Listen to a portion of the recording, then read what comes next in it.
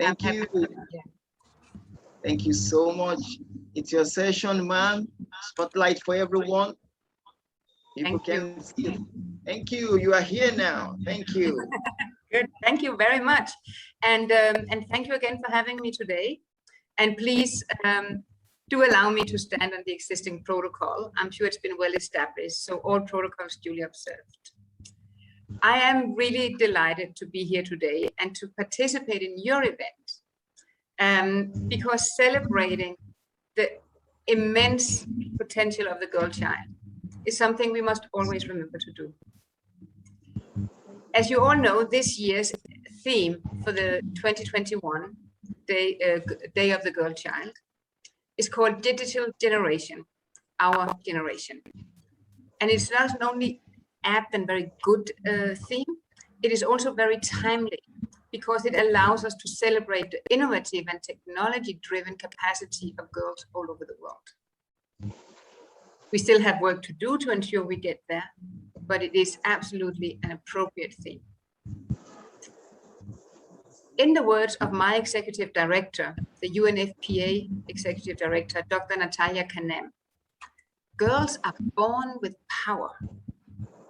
Every girl has within her possibilities that should flourish as she moves along her adult childhood into adulthood, as she shapes her own future with it. We see examples of this everywhere, in the girls at the vanguard of the movements that we call for climate justice, where we have Greta Thunberg. We talk about universal education, where we have Malala. And we have so many more good examples. They all show the power within the girl child. The transformative imprint of all these incredible girls and women, those whose potential were fulfilled, is visible everywhere, from legislation to life-saving vaccines at the frontiers of technology. Yet, very sadly, in Nigeria and in so many other countries around the world, so many girls are still without that inherent power. Their power, their potential remain unrealized. As a result, everybody miss out on what these girls could achieve and on the gifts of their vision, ingenuity and passion, everything they have to offer to the world. Indeed, these girls are the very ones that we must remember in our work. They are very often the ones furthest behind, the ones that are hardest to reach, the one most at risk to be left behind. So in Nigeria, we cannot leave anyone behind if we want to realize the demographic dividend and the economic and social gains that comes with that.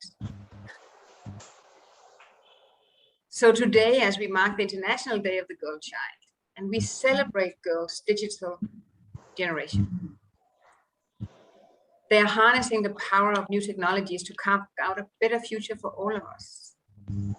It's inclusive.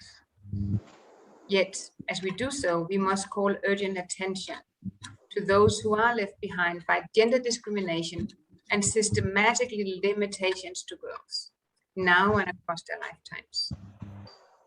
These inequalities extend to the internet, which girls still use less than boys, up to 4 times less in some countries.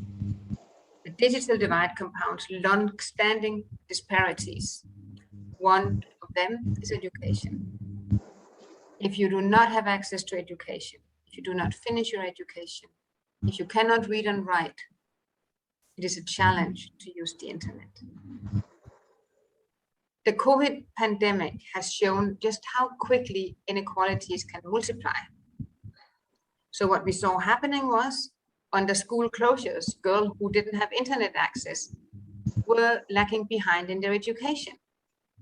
Many times they lost the opportunity for education. They lacked access to health information. It includes information about reproductive health. In many places, girls who are denied an education, they face an increased risk of being married off against their will. If you are not in school, you are more likely to be entered into a child marriage, a forced marriage. But unfortunately, even if you are in school, you can be led into a child marriage and you will be asked to leave school.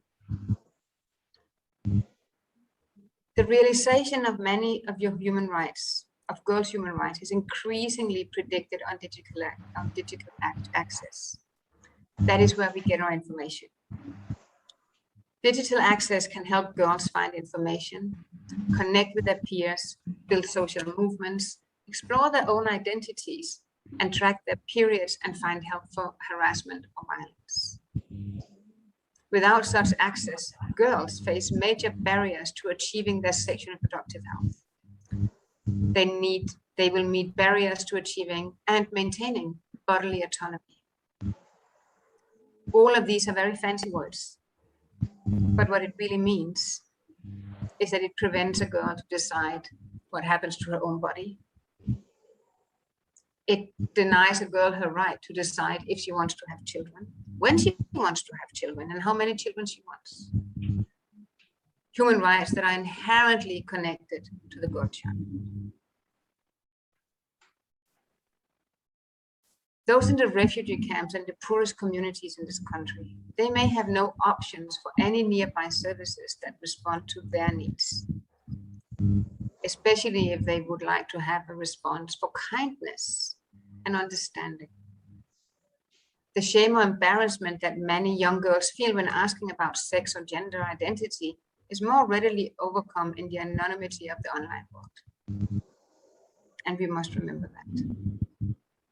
So all of these digital technologies, they have their downsides, of course. Girls with access to these technologies, they face mounting risk from various forms of cyber violence. Access for girls with disabilities remain insufficient, and local language availability is far too limited.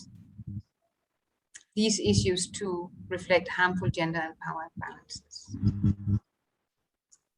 So we must not tolerate a digital world that reinforces inequality. Instead, let us use these tools to close the gender power gap for girls. Girls are not just using these tools, they are creating them. Permit me to just stop for a moment and recognize technology. Those women are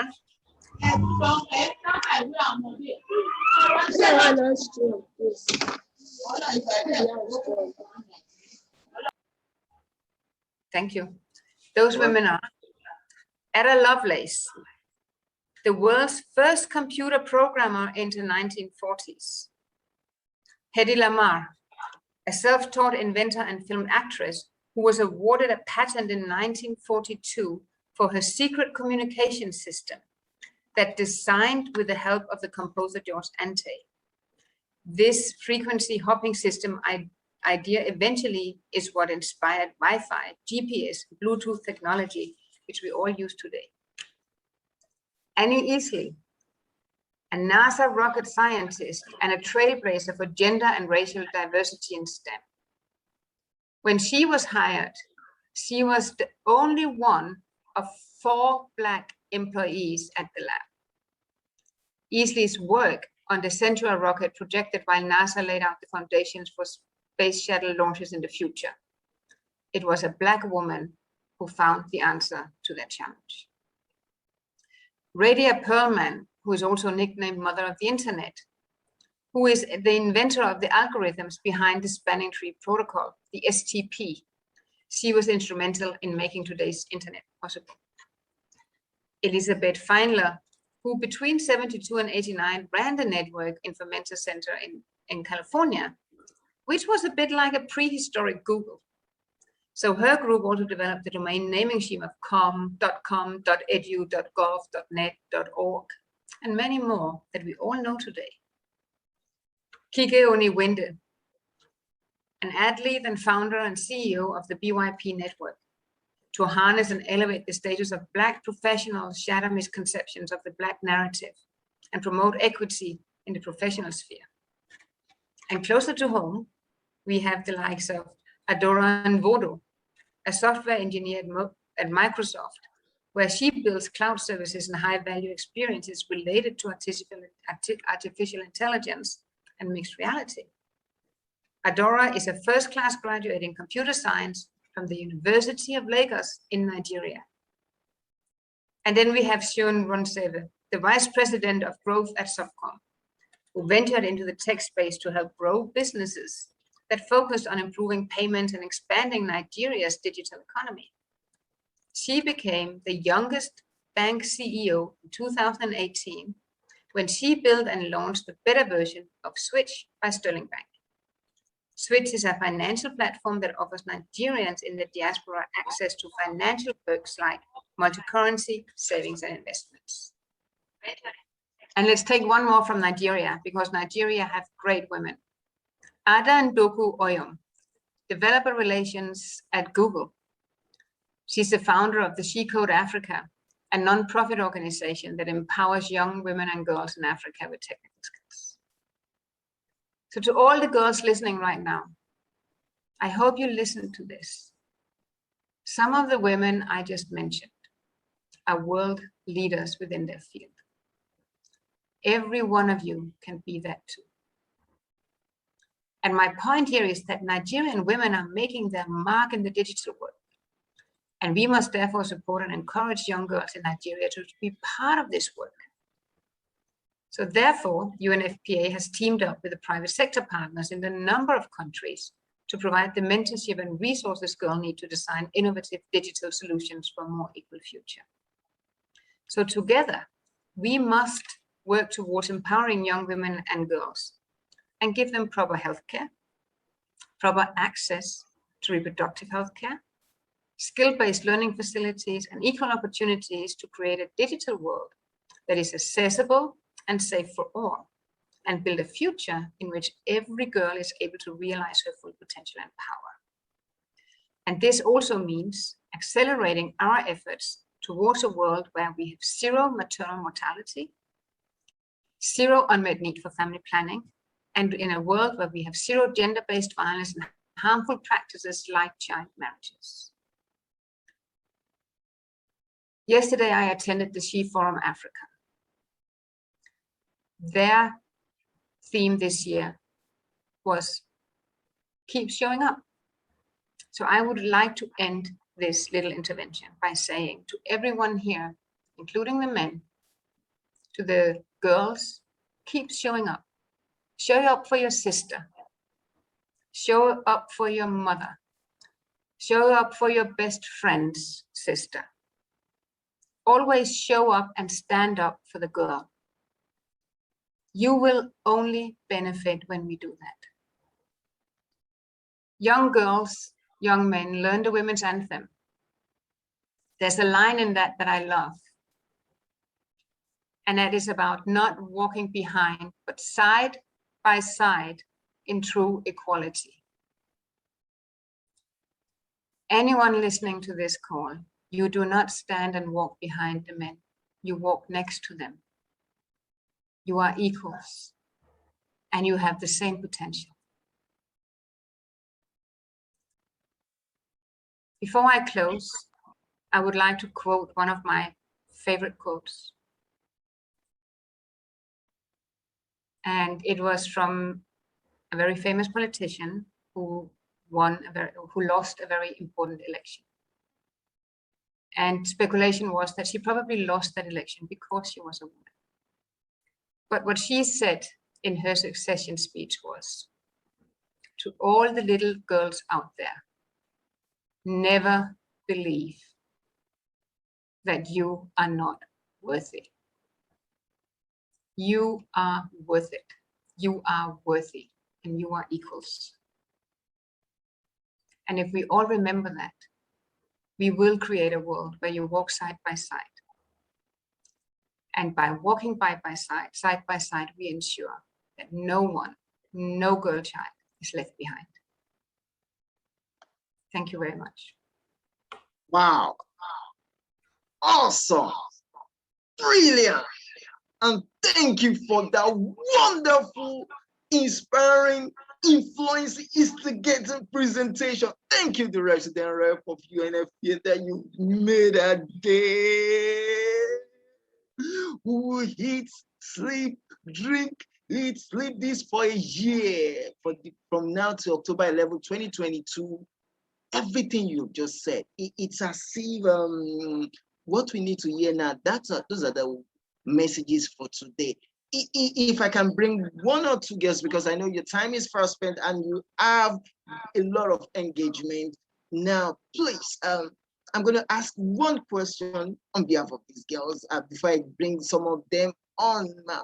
Ma'am, how do you think, girls, we can inspire, build, and encourage more girls to create an environment that is worthy of living, in creating an environment that works in this part of the world, thereby not seeing much pain?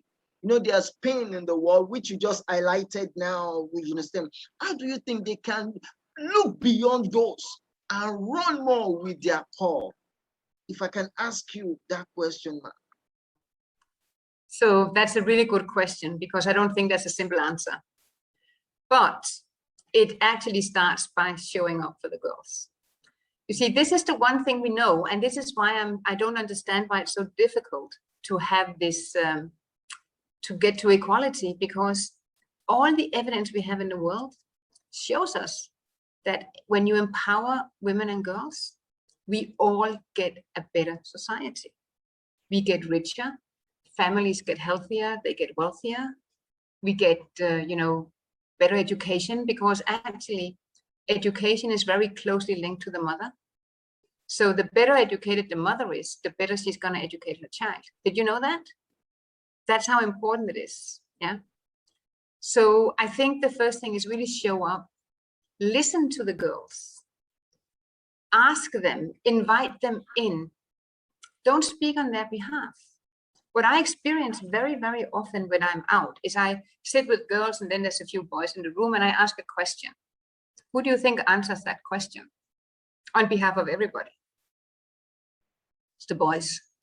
So maybe boys, men, young men, take a step back sometimes. It actually does not make you lesser of a man. On the contrary, it shows that you are a man of modern thinking. It shows you are forward thinking. Create space so that both boys and girls, men and women, are equally involved in decision making. Because the beauty here is men are not better than women, and women are not better than men, but we are different. And when you put two different opinions and ways of doing things together, you create synergy. And that takes us on a growth trajectory that goes from being flat to being steeper. So create that space and show up for the girls and women. Wow, that's the best advice. Create that space and show up for the girls. Before you leave, ma'am, I know you're so busy. I just want one or two girls to ask you a question. If we are here and you have a question for resident rep, where are you? I need you to ask your question now. Have your question. Cliswedo from Badagry or Oferomi, your question, this is time now. I'm yours, okay. I'm here, so use your voice. Young girls, use your voice. Ask away, I'm here.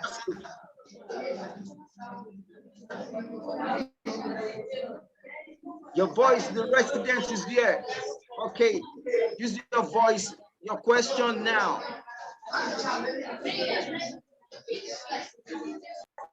Okay, I guess some of them are still shy.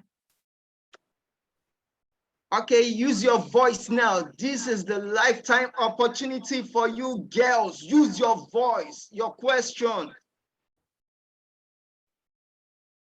It's okay, we cannot, but this is exactly my point. And one of the reasons for, I experience this a lot, right?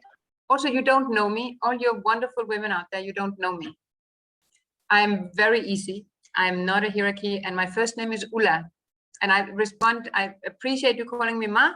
Next time we meet, you call me Ulla. That's my Christian name. And I'll be happy to engage with you again at some point. But I see we have someone called Sigon with a hand up. Okay, thank you.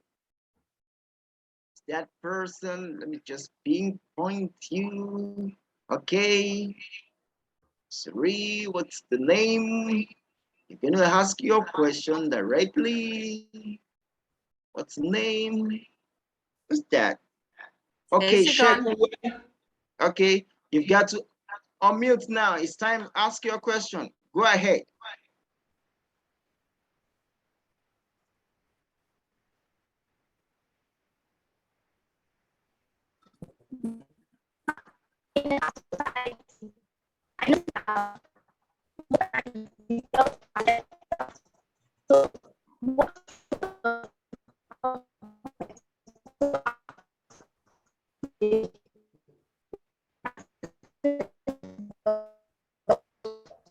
Can you type it? We can hear you. Can you type it? So the please? connection was very bad, Sigon, and I tried very hard to hear what you say.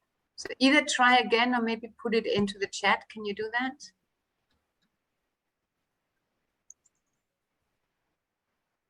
Can you put it in the chat, please?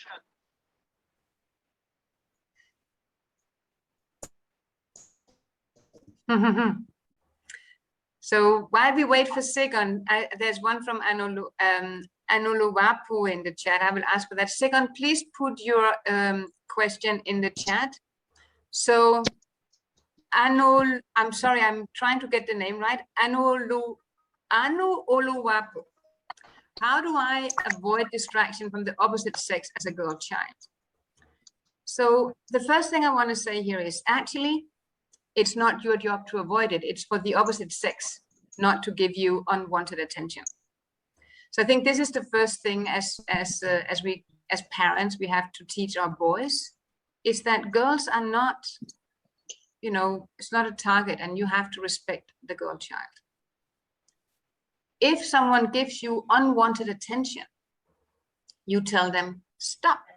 And then you go to the one-stop centers. First, if you're in school, you go to a female teacher and you tell your teacher, this young boy is actually harassing me.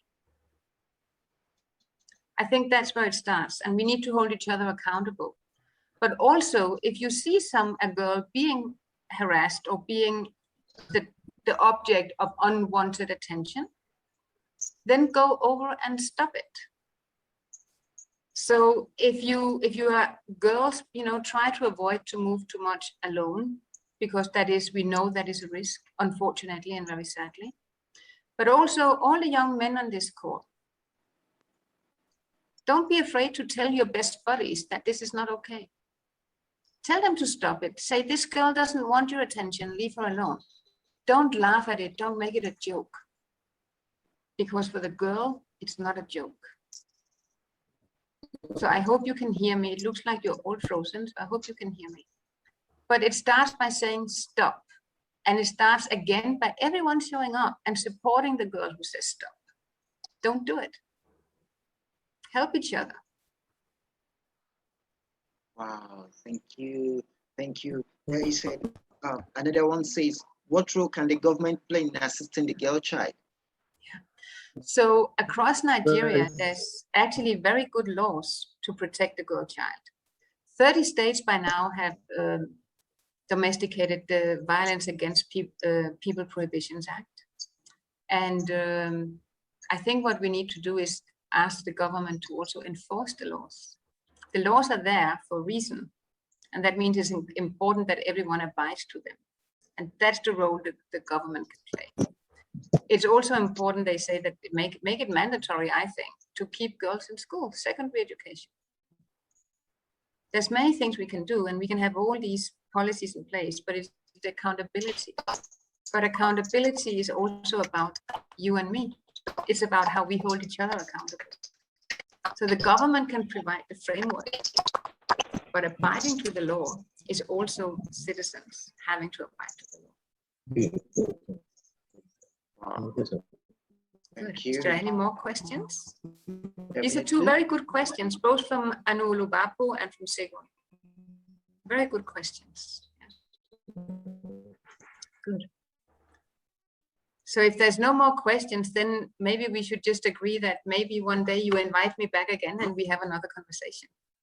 Thank you so much. That would always be an option. Yeah. There's going to be an option which we would like to get all the 6 districts in Lagos State together. All the 6 districts in Lagos State together to interact with you. We're talking about, let's say, 2,000 girls. They're going to stay in their district for one Wednesday, Yeah. and they're going to interact with you. We're going to get back to you on that. And I would love to do that. And can I just say, in Lagos State, though, when it comes to gender-based violence, and maybe I can ask, I don't know if any of my staff is on this call, there is actually a digital referral helpline. And all girls should know that number. And UNFPA has supported that together with the Lagos State government. Lagos State government have a very good protection work for the protection of the girl child. So I don't know if any I'm not looking at my list here. I'm just going to see if anyone from my team is on. Yes, ma'am. Otherwise, I will make sure someone shares with you the number. And I think you should put that out there, because then they know where they can get help. Someone will send you the number when I'm offline. And then I saw there was one more question about the boy child. And can I just say, we aren't the girl child gives similar right as a male. Boys and girls have the same rights. I want to make that very clear. As I said, you're equal. So yes, you have the same rights. Girls have the same rights as men. The challenge we have in the world today is that girls are not being treated as equals, and therefore they are more likely to get their human rights violated. It does not mean that when boys' rights are violated, that is not acceptable, because it is not acceptable. But for instance, how many of you knew that, 25% more boys than girls have a mobile phone? When we talk digital economies, then that is actually automatically an inequality. And that is the problem. Boys are more likely to be allowed to finish their education because boys are not married off against their will. That's the young girl. Many girls are exposed to, especially in Nigeria, and that is actually down in the southern states, not so much in Lagos though, for female genital cutting. That's the girl. So the girl is more at risk in today's world. But that does not mean that every child does not have the same rights. Every child, whether boy or girl, have the right to education, they have the right to their parents, they have the right to health. They also have the right to be a child. And we must never forget that.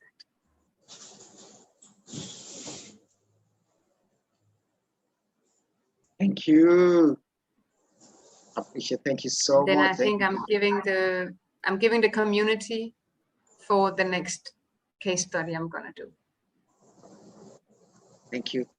This one says, I live in a rural area where a girl child is seen less upon, not just a girl child being abused, but lacks some important information about themselves.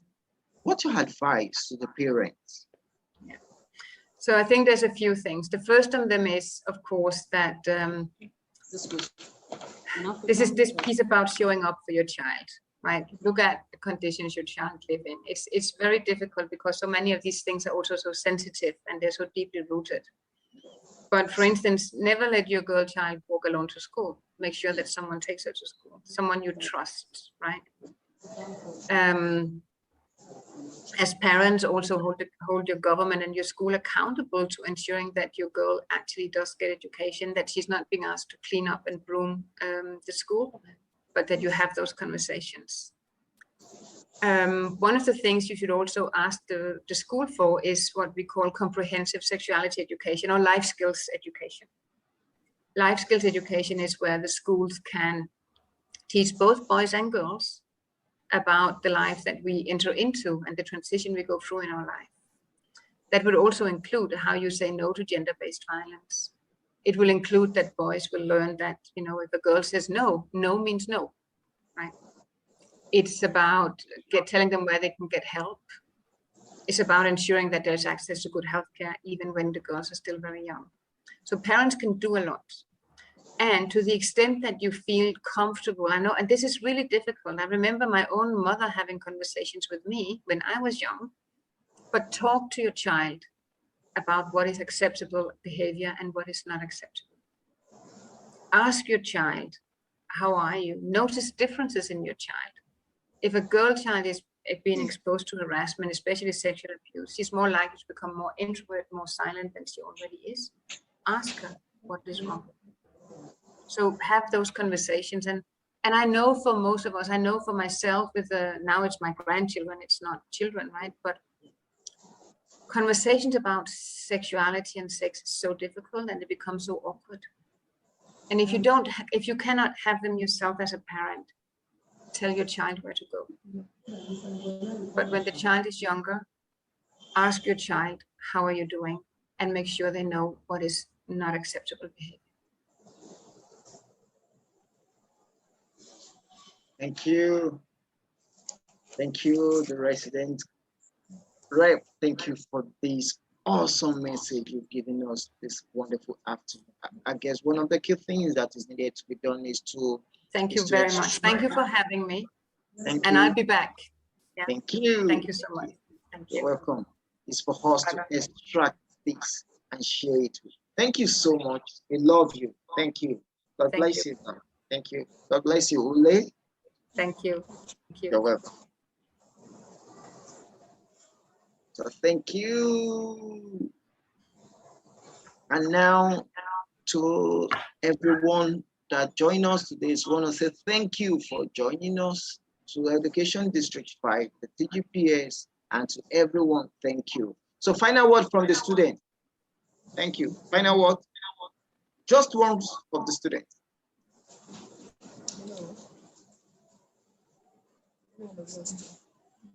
Thank you. No final word. All right. Thank you. Come to the end of this wonderful program today, International Day of the Girl Child 2021. And this launches us to another session in Girls Are Asset Conference of DoTheDream. And what do we do at Girls Are Asset Conference? This is when we visit schools to inspire girls on what it means to be an asset worth emulating, to need an to be an asset worth emulating. And this is why girls for us is the beauty. I want to thank every organizations that support this event. UNFPA, thank you for supporting this wonderful event with your presence here. We love you. We love you. We appreciate what you have done. Also, we celebrate you. And to the Education District 5 and to the lovely girls from Education District 5, we say thank you and see you next year. God bless you. Thank you.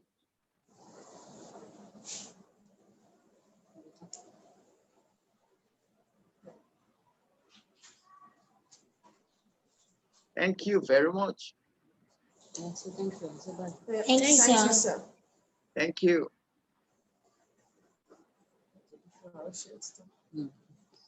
Thank you. Thank you. Bye.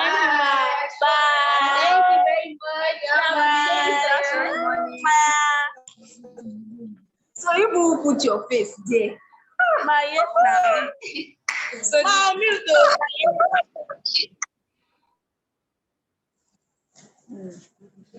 Yes,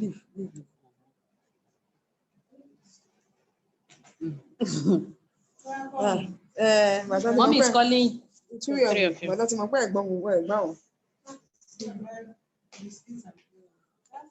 Thank you, ma.